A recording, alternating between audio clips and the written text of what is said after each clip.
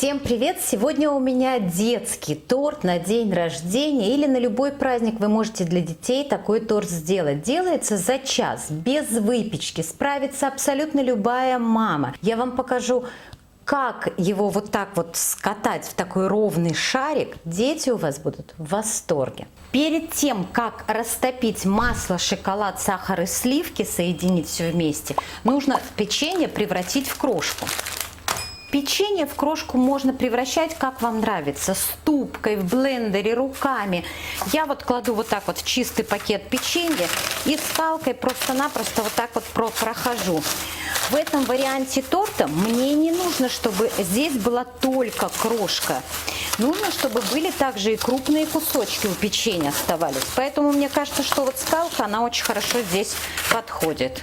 Вот крошку нужно разбить вот до такого состояния. То есть не только сама крошка, а вот кусочки тоже вот такие вот крупненькие должны быть. Теперь на медленном огне выливаю 300 мл сливок. У меня сливки 38%, и они не сладкие. 6 ложек сахара. Тоже 250, где-то 300 граммов шоколада. Черного 70%. 150 граммов сливочного масла. И растапливаю до однородности. Вот периодически венчиком обязательно помешивая, чтобы шоколад у вас не пригорел.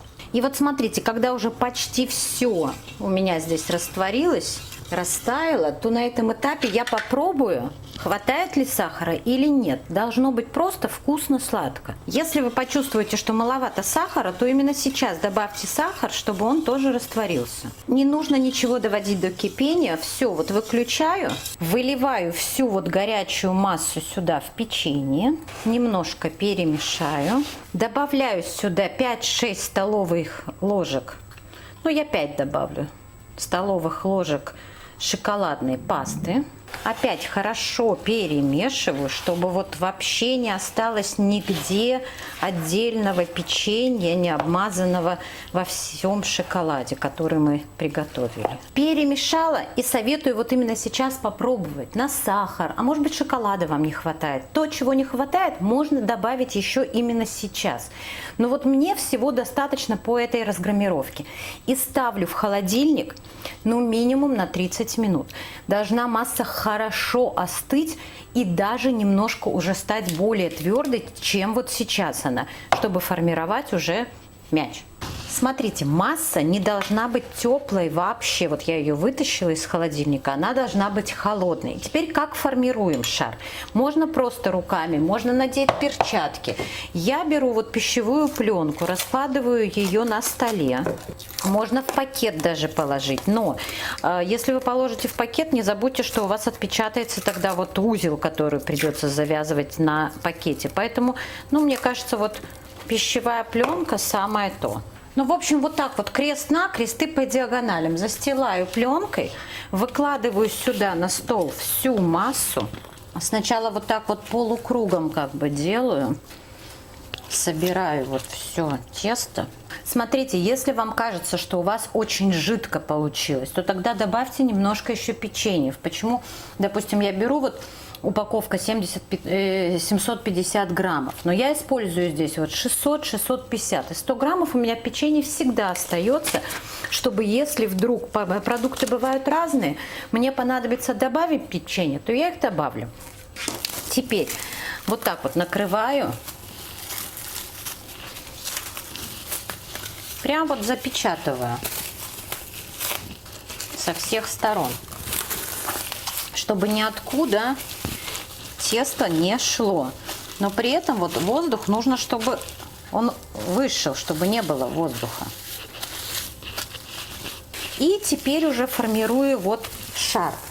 Нужно сформировать шарик, прям ровненький шарик. Его скатать нужно. И у вас тогда и руки чистые, и ровненько он получится. Теперь беру вот какую-то чашку и помещаю его туда, чтобы шарик, он не был прям вот приплюснутый совсем на тарелку. Вот здесь вот немножко расстояние остается из-за того, что это чашка. И помещаю, опять поставлю в холодильник, потому что пока я его тут катала, он немножко уже подтаял. И нужно, чтобы торт уже принял вот эту форму, которую я делаю.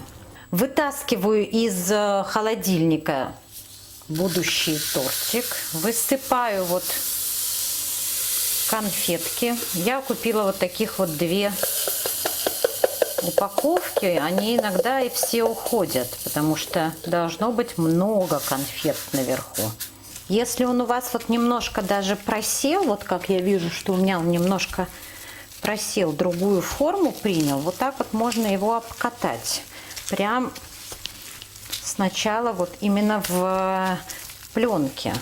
И теперь вот со всех сторон нужно обязательно его обкатать, чтобы вот конфеты прям хорошо прилипли, вот прям реально со всех сторон.